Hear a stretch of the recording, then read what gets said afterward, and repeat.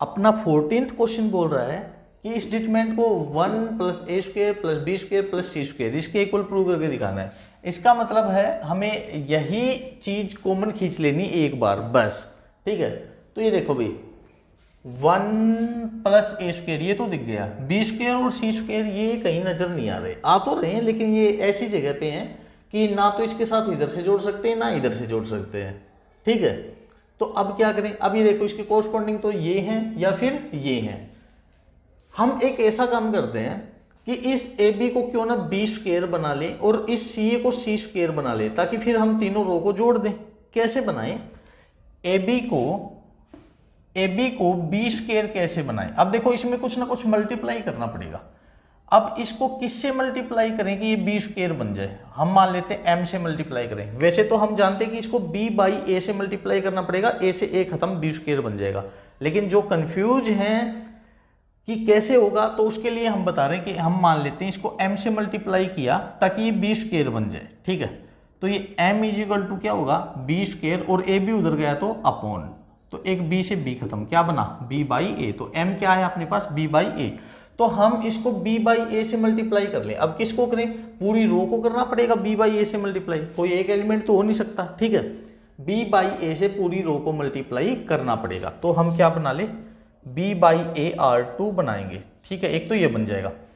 अब इसको c² बनाना है, CA को c² बनाना है, तो क्यों ना इसको हम c/a से मल्टीप्लाई करें ताकि a से a खत्म c² बन जाए। तो CA क्या था अपना R3 को हमें किससे मल्टीप्लाई करना है c/a से भाई, ठीक है। चलो करते हैं हम। अब देखो मैंने एक बात और भी बताई थी, जिससे मल्टीप्लाई कर रहे हैं उसी से बाहर डिवाइड भी करना पड़ेगा, ठीक है। तो अपनी R1 क्या है भाई, R1 है a² + 1 AB AC। R2 को अगर हम b/a से मल्टीप्लाई कर रहे हैं तो बाहर a/b लिखना पड़ेगा, ठीक है। b/a अंदर तो बाहर इसका उल्टा a/b, मतलब वही है b/a को डिवाइड करेंगे, b/a से डिवाइड करेंगे तो b/a का उल्टा हो जाएगा ना a/b, ठीक है। तो ये क्या हो जाएगा AB × b/a।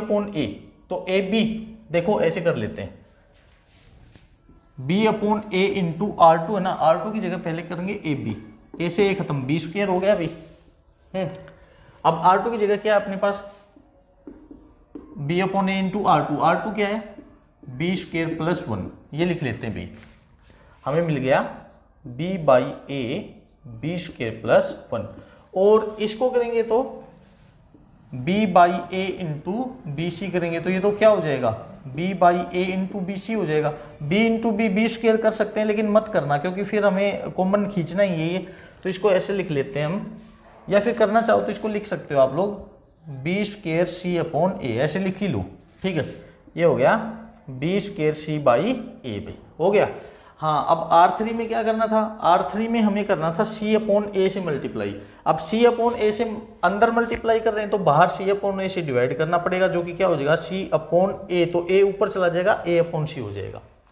हाँ भाई क्या है ये, हम यहां कर लेते हैं इसको।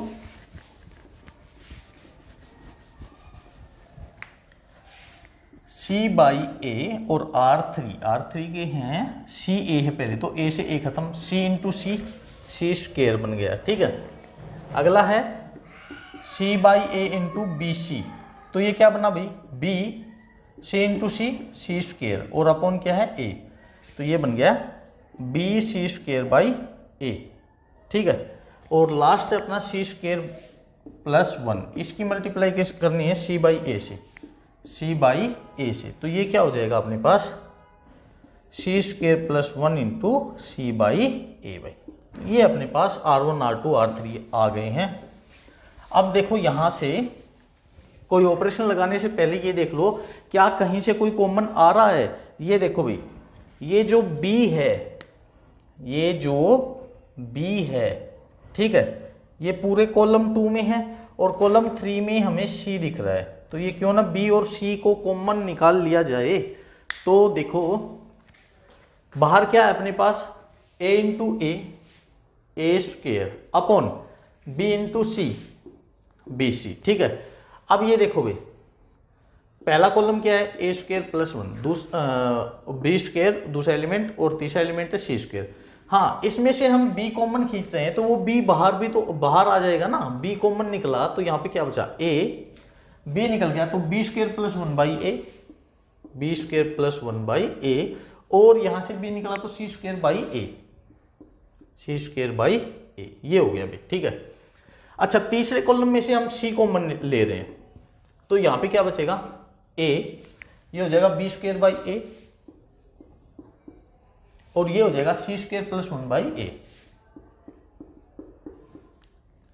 ये हो गया भी अपने पास, यहां से b से b खत्म और c से c खत्म हो गया। अपने पास क्या बचा है अंदर a स्क्वायर, ठीक है, बाहर a स्क्वायर और अंदर ये चीजें हैं। अब देखो हमने ये सब किया क्यों था, ताकि हमें 1 plus a square plus b square plus c square मिले। ये कैसे मिलेगा, 1 plus a square plus b square plus c square, क्यों ना हम तीनों रो को जोड़ दें। ठीक है, तो हम यहाँ पे ऑपरेशन लगा लेते हैं। अपने पास R1 पे लगाया हमने R1 plus R2 plus R3। चलो भी करते हैं, यहां जोड़ते हैं हम इनको। बाहर अपने पास ए स्क्वायर बचा हुआ है, इसको छोड़ेंगे नहीं, लिख के चलेंगे साथ में। हाँ, तो पहला एलिमेंट बन जाएगा 1 plus a square plus b square plus c square. यही तो चाहिए है, मेन चीज यही है। हाँ भाई, अगला है R1 में a प्लस R2 में है B square plus 1/a plus R3 में है बी स्क्वायर बाई a। यहां पे एलसीएम मिल रहा है हमें a एलसीएम लिया, ये क्या बन गया अभी a स्क्वायर प्लस ये क्या बन गया बी स्क्वायर प्लस 1 प्लस ये क्या बन गया बी स्क्वायर। इसमें कुछ गड़बड़ की है हमने, यहां पे गड़बड़ कर गए हम। R1 था अपना a, R2 था अपना बी स्क्वायर प्लस 1/a और R3 अपने सी स्क्वायर बाई a है, तो यहाँ पे सी स्क्वायर बाई a लिखेंगे, सी स्क्वायर बाई a। a से a खत्म, यहाँ पे बचेगा सी स्क्वायर। तो देखो ये अपने पास क्या मिला, 1 plus a square plus b square plus c square. क्या मिला हमें 1 plus a square plus b square plus c square और अपॉन a है भाई, अपॉन a। अगला R1 का एलिमेंट है, पहला है a प्लस R2 है बी स्क्वायर बाई a और R3 सी स्क्वायर प्लस 1/a, सी स्क्वायर प्लस 1/a। इसको बाई 1 कर लेते हैं, एलसीएम a आ गया, ये क्या बन गया a स्क्वायर प्लस ये बन गया b स्क्वायर प्लस ये बन गया c स्क्वायर प्लस 1। तो ये भी वही आ गया 1 plus a square plus b square plus c square upon a और अपॉन a भी। ठीक है, तो ये हमें मिल गया है यहाँ पे R1 पे ये ऑपरेशन लगा था अपना। ठीक है, R1 पे ये ऑपरेशन लगा था अपना, ये हमने लिख लिया। अच्छा, R2 R3 सेम है, ये क्या है अभी b स्क्वायर प्लस 1/a और ये है b स्क्वायर बाई a। ये है अपना R3 में है c स्क्वायर बाई a और ये है c स्क्वायर प्लस 1/a। ठीक है, अब ये देखो, अब हम कहीं से कोई कॉमन ले सकते हैं। हम R1 में से ये पूरा 1 plus a square plus b square plus c square common ले सकते हैं। ठीक है, लिख लेंगे हम कि हमने ये कॉमन लिया है 1 plus a square plus b square plus c square, ये हमने कॉमन लिया है। पहले से क्या था अपने पास ए स्क्वायर पहले से था इसके बाद, तो ये क्या बना 1। ठीक है, 1/a, ये क्या है बी स्क्वायर, ये है बी स्क्वायर प्लस 1/a और ये है बी स्क्वायर बाई a और लास्ट में अपने पास सी स्क्वायर बाई a और सी स्क्वायर प्लस 1/a। ठीक है, अब ये देखो, हम कॉलम नंबर 2 में से 1/a मतलब नीचे वाला जो a है उसको कॉमन ले सकते हैं और कॉलम नंबर 3 में से भी 1/a को कॉमन लिया जा सकता है। ठीक है, तो ये क्या बन जाएगा अपने पास,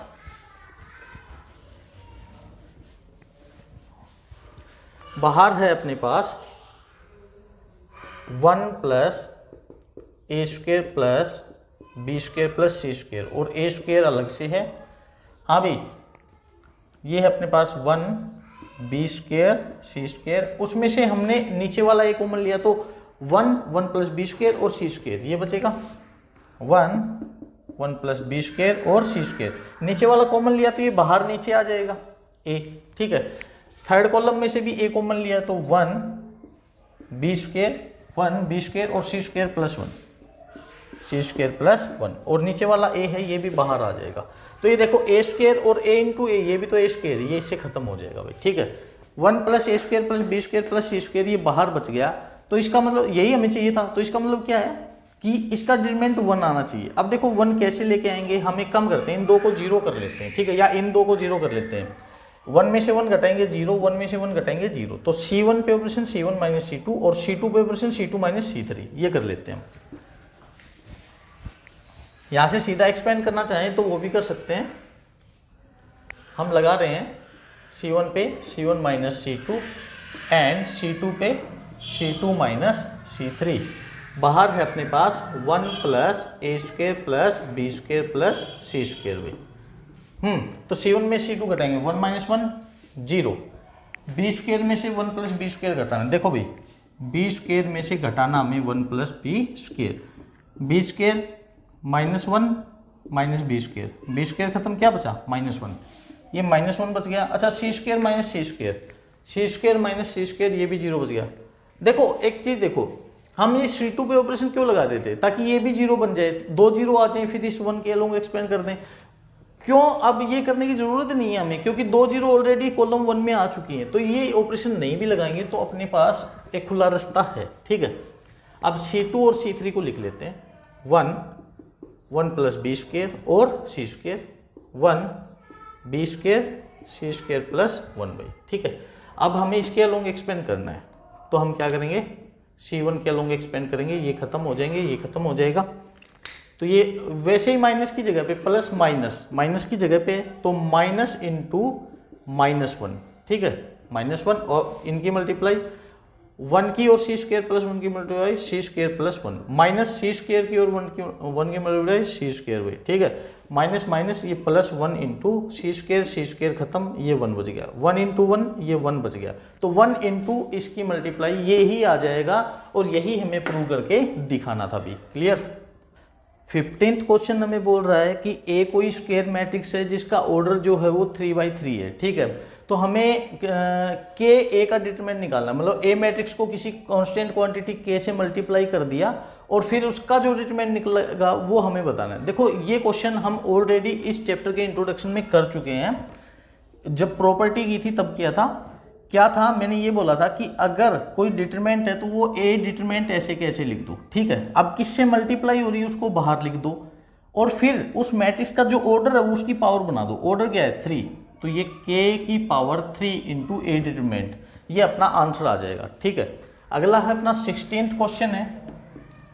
16th क्वेश्चन बोल रहा है कि भाई डिटरमिनेंट क्या है, ठीक है। क्या डिटरमिनेंट कोई स्क्वायर मैट्रिक्स है? नहीं, डिटरमिनेंट मैट्रिक्स नहीं होता, ये बात भी मैंने आपको स्टार्टिंग में बताई थी। इनकी पहचान भी कैसे करनी थी, अगर ये ब्रैकेट के जैसा है, मतलब ये डंडे मुड़े हुए हैं तो ये मैट्रिक्स है, ठीक है।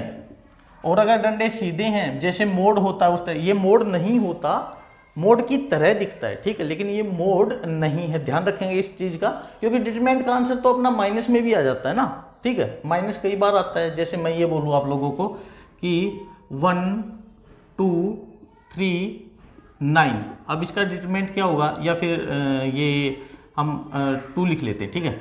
इसका डिटरमिनेंट क्या होगा, 1 into 2 2 minus 2 into 3 6 -4, answer minus आ गया। ये मोड होता तो आंसर माइनस में आना ही नहीं था।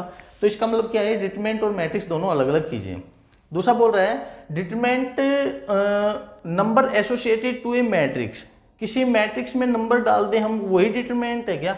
ये देखो, अगर हम ये मैट्रिक्स है 2 3 1 4 5 6, ठीक है, इसका डिटरमिनेंट निकालेंगे तो ये कैसे हो पाएगा, पॉसिबल ही नहीं है। पहले ही बताया था डिटरमिनेंट किसका निकलता है, स्क्वायर मैट्रिक्स का। तो जो अगला अपना सी ऑप्शन है कि number associated to a square matrix, वो अपना सही आंसर होगा, क्योंकि मैं जैसे ये लिखूं ए और ये लिख दिया 2 3 1 4, ठीक है। अब इस मैट्रिक्स का हम डिटरमिनेंट निकाल सकते हैं, ये ए के साथ दोनों ये डंडे लगा के हम इसका निशान, इस निशान को क्या बोलते हैं, डिटरमिनेंट ऑफ ए बी, ठीक है। तो ये होता है डिटरमिनेंट। ऑप्शन नंबर सी आपका करेक्ट है भाई। क्लियर।